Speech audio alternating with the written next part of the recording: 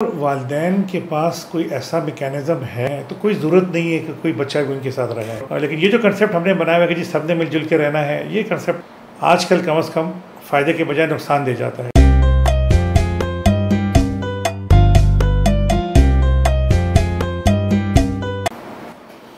دیکھیں، اگر والدین کے پاس کوئی ایسا میکینزم ہے، اس ایج میں ہے کہ اپنے آپ کو خود دیکھ سکتے ہیں، اپنا خود مینیج کر سکتے ہیں، تو کوئی ضرورت نہیں ہے کہ کوئی بچہ بھی ان کے ساتھ رہے۔ اور اگر والدین کی کوئی ایسی پوزیشن آ گئی ہے کہ ان کی دیکھ بھال کے لیے ان کے بچوں میں سے کسی کی ضرورت پڑ سکتی ہے، تو پھر ظاہری بات ہے بچوں میں سے کوئی ایک بچہ لازمی، ایک وہ بچہ جو والدین کو بھی پسند ہے اور وہ بھی والدین کی خدمت کرنا چاہتا ہے، اس بچے کو سامنے آنا چاہیے اور والدین کو بھی اس بچے کو پک کر لینا چاہیے، اور ایک بچہ والدین کے ساتھ رہے، ان کو دیکھے، اور باقی بچے جو ہیں تو وہ ہیلپ کریں اس بچے کو والدین کو دیکھنے کے لیے، اور وہ بھی اپنا پورا ٹائم دے۔ باقی یہ نہیں کہ ایک بچے کو آپ نے دے دیا باقی بچوں کے ساتھ نہ آئے، یہ تو پرانی بات ہے نا کہ جی اگر